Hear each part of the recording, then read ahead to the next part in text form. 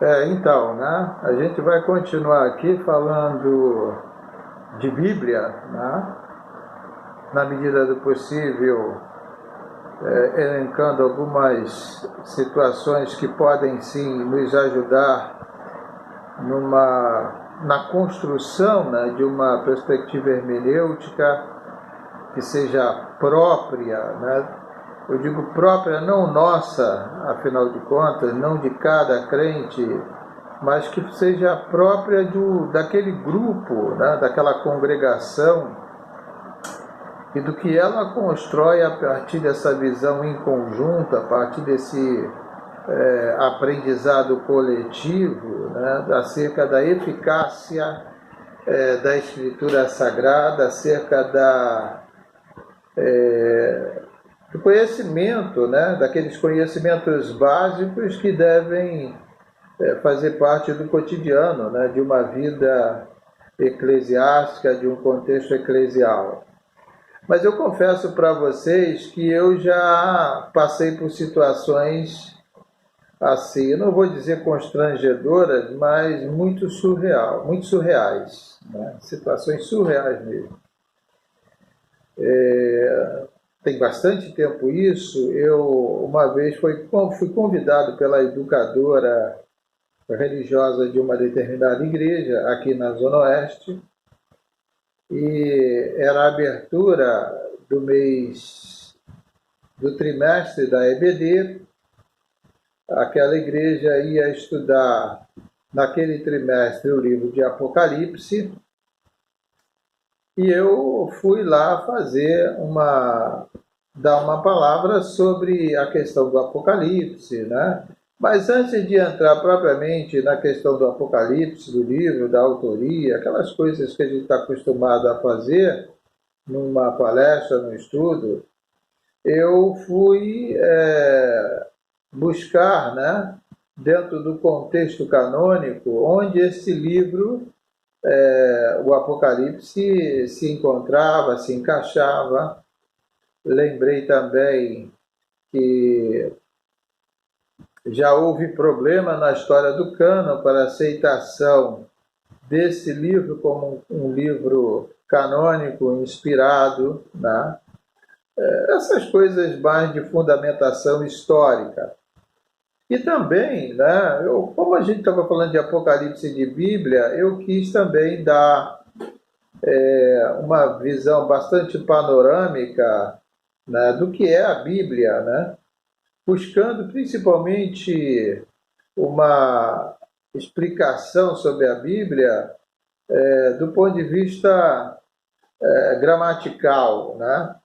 O que esse termo Bíblia, né, significa, né, o que ele deve significar, né?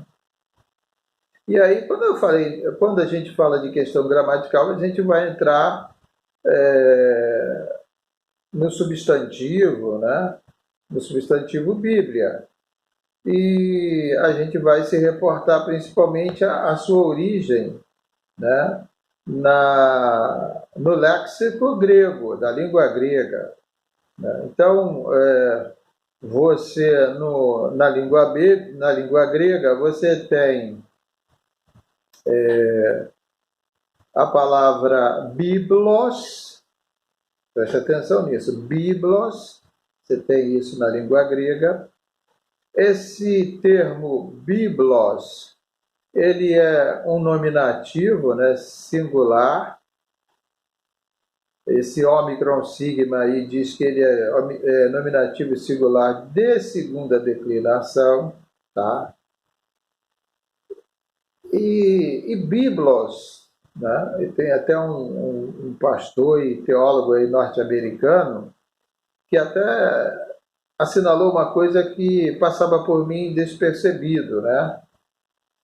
Que eu acho até uma questão de detalhe, mas eu acho até bastante interessante isso, né? Você tem a palavra papyrus, né, ou papiro, mais aportuguesado. Papyrus é o termo latino, né, mas aportuguesado é papiro. Mas papiro era o termo, né, para aquela vegetação que dá às margens do rio, que era tirada, ressecada, tinha todo um trabalho para que ali se fizesse o registro, né, das coisas, da plantação, número das coisas, qualquer tipo de registro era usado naquele material chamado papiro. Mas quem é que chama aquilo de papiro? O egípcio. Quem chamava aquele material de papiro era o egípcio. Veio o grego, né? Estou sintetizando aqui a história, veio o grego e esse papiro, que o egípcio chama de papiro, o grego veio e chamou aquele material de biblos. Biblos. Então, não é uma transliteração, tá? Não é uma transliteração, mas aquele material que depois de preparado servia para registro de muitas coisas, inclusive de escritos, né? Alguns manuscritos do Novo Testamento foram redigidos, né, e compilados neste material chamado papiro. Esse material, o grego chamava esse material, né, o egípcio chamava de biblos, de papiro, o grego chamava de biblos. Mas onde é que entra a Bíblia nisso, né? Aí você tem no grego, né, por exemplo, lá no Evangelho de Mateus, né, nos primeiros versículos do capítulo 1, você vai ver a narrativa do evangelista dizendo o seguinte, relatando o seguinte: livro da genealogia de Jesus Cristo, filho de Deus, filho de Davi, né? E assim sucessivamente. Ou seja, o autor escreve aquilo em grego da seguinte maneira: Biblos Geneseos Rios Tutel, ou seja, livro das origens ou da genealogia de Jesus. Nós traduzimos biblos como livro, tá? Isso é um singular. Biblos é livro, ou seja, eu falei da terminação omicron sigma em grego, que significa livro, nominativo singular, masculino, tá? Isso é a termina, que é o sujeito, tá? É o sujeito. Tá? No caso, na sentença, na oração. Então, mas e onde vem a palavra Bíblia? Né? O Biblos não é Bíblia. De onde vem a palavra Bíblia? Bem, aí você tem livro, Biblos. Quando você vai acrescentar um sufixo ou uma desinência para dizer que aquilo ali é um livro de um tamanho menor, né? Então você vai chamar aquilo no diminutivo, você leva aquilo, o termo sofre uma alteração desinencial e aí ele já não é mais um nominativo masculino, tá? Singular, ele é um nominativo masculino singular, mas que está no diminutivo. Então não é mais livro, é livrinho, é um diminutivo. To biblion, livrinho. Então, biblos, substantivo, livro. Biblion, substantivo também, mas é um livrinho, é diminutivo. E Bíblia, né? Bom, Bíblia é o nominativo plural, biblion é singular, tá? Singular, Biblia é nominativo plural, neutro, né? Não é mais masculino nem feminino, é neutro, é do gênero neutro, tá? E aí você traduz como livrinhos. Então, tipo assim, a Bíblia, né? Ou Biblia, isso que nós conhecemos hoje, está cheia de livrinhos.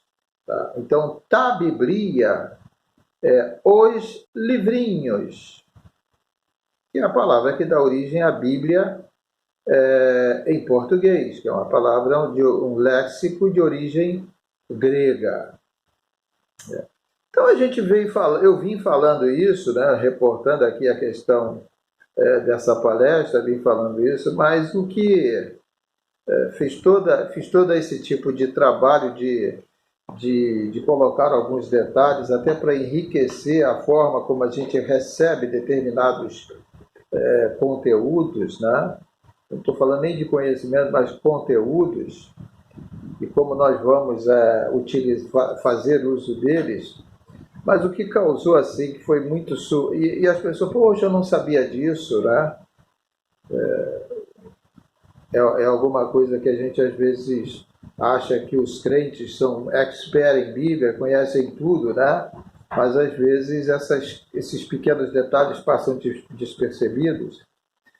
Mas tinha um irmão que não estava gostando absolutamente nada daquilo que eu estava falando, e foi justamente quando eu entrei no Apocalipse para agora falar especificamente do livro, da estrutura do livro, da sua autoria, né, de como ele pode ser, em que ambiente ele foi escrito, para quem ele efetivamente estava sendo endereçado. E aí, você quando começa a analisar o livro, né, e vê João, né, sendo colocado, ele mesmo fala, né, ele está relatando aquilo que ele viu. Né? João está relatando no Apocalipse, né? O anjo pega ele, olha, eu vou te mostrar as coisas que vão acontecer. João está vendo. Né? Eu comecei a fazer esse tipo de analogia, ele está vendo. Ele está relatando alguma coisa que efetivamente pode ser lá na frente o futuro, né? Alguma coisa relativa ao fim, mas ele está vendo. E diferentemente da categoria do profeta, né? O profeta não tem que necessariamente ver aquilo que ele profetiza, mas ele profetiza porque vem a palavra do Senhor a ele. Mas há casos que ele também é carregado para ter visões, né? E ele relata essas visões no caso dos profetas. Mas a colocação que eu fiz, aquele irmão já não estava gostando absolutamente quase nada daquilo que a gente estava fazendo. E aí foi surreal quando eu disse, surreal foi a reação do irmão em relação ao que eu falei, que João, nesse momento em que ele está vendo os acontecimentos que vão tomar lugar, né, na história, que vão ter sua realização, eu disse que João estava na categoria de um vidente. Olha, quando eu falei isso, aquele irmão pisou, não, mas o senhor não pode falar um negócio desse, né? Porque geralmente se chama alguém de vidente, é alguém ligado a essas artes ocultas, né? O ocultismo, né? A mântica, né? Que é um termo grego também, mântica, né? Mas aquele irmão pisou na tamanca e ele disse, não pode falar um negócio desse. Teve uma hora que eu pensei até que ele ia pedir para eu me retratar, e eu, com toda a calma, dizendo para ele, olha só, meu irmão, quando eu digo que João aqui está na qualidade, na condição de um vidente, porque o termo, as pessoas se importam muito com um determinado tipo de termo, né? O termo vidente, de origem latina, ou seja, vidente, é aquele que vê, é aquele que está vendo. Dependente das conotações que ele assume através dos tempos, ok, mas tirando essas questões, né, de suas injunções a partir deste ou daquele contexto, vidente é aquele que vê. O cara está vendo, ele é um vidente, né? Mas não adiantou, né? E foi um domingo, né? Não vou dizer que foi... Ele não foi deselegante, tá? Não estou aqui para reclamar da atitude dele. Até acho que ele demonstrou um zelo muito grande com relação a essa questão da palavra, né? Do estudo da palavra. mas ele precisava ter um pouco mais de abertura para entender o tipo de colocação que estava sendo feita. E uma outra situação, essa eu nunca me canso de também colocar, acerca da Bíblia, acerca dos estudos bíblicos, é que no outro momento, uma situação, eu estava celebrando a ceia numa igreja em que eu já fui membro. Eu não era o pastor dessa igreja, mas estava com a responsabilidade de celebrar a ceia. E eu estava dizendo que nós estávamos diante de uma celebração litúrgica e eucarística, né? E aí terminou a celebração, terminou os trabalhos, e aí vem um diácono e me chama a atenção, dizendo o seguinte, que eu não posso usar um termo daquele, né? Porque soa muito mal, pega muito mal eu usar uma expressão como um termo como eucarística, né? A celebração eucarística. E eu ponderei com aquele irmão, olha, eu usei isso aqui não porque ela tem uma identificação, porque aquele diácono estava achando que havia uma identificação desse termo com...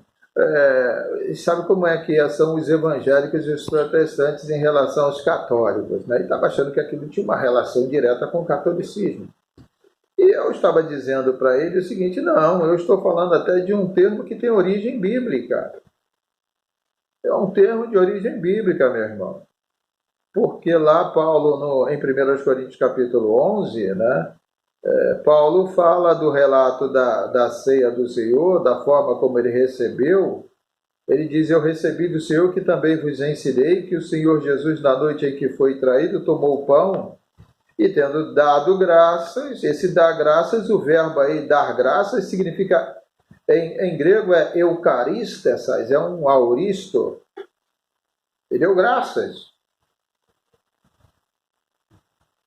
É um particípio auristo, deu graças. Eucaristessas, do verbo eucaristel. Então é bíblico. Está no Novo Testamento. Então eu chamo isso de surreal porque a gente precisa também dimensionar como nós ministramos, como nós administramos o estudo da Bíblia e essa relação com outros grupos, né, que as pessoas não querem achar que estão envolvidos ou que estão, de alguma maneira, se assemelhando a outros grupos. E é fundamental, a partir desses estudos, que haja também uma construção teológica. É construção teológica também.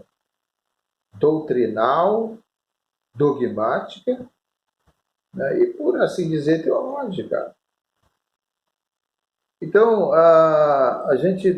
eu vou chegar no próximo vídeo a dizer que nós efetivamente precisamos passar para um outro, né, vou usar essa expressão que está muito corriqueira hoje, para um outro patamar da apropriação que nós temos dos conteúdos e dos conhecimentos que nós temos adquirido com a nossa experiência em relação à Escritura Sagrada, mas nós vamos ter que começar a passar para um outro patamar, no sentido de que já nos apropriamos disso, mas precisamos, de alguma maneira, seguirmos em frente, sob pena de que, né, vamos cada vez mais ficar isolados em termos de instrumental para entendermos o mundo, teórico até mesmo, para entendermos o mundo, para diagnosticarmos as coisas que acontecem no mundo e efetivamente aquilo que tem de consequência a partir de uma fé que nós dizemos e conservamos como uma fé genuinamente em Cristo Jesus. Então é fundamental esse tipo de construção e esse tipo de apropriação de conhecimento. A gente volta já já. Deus abençoe.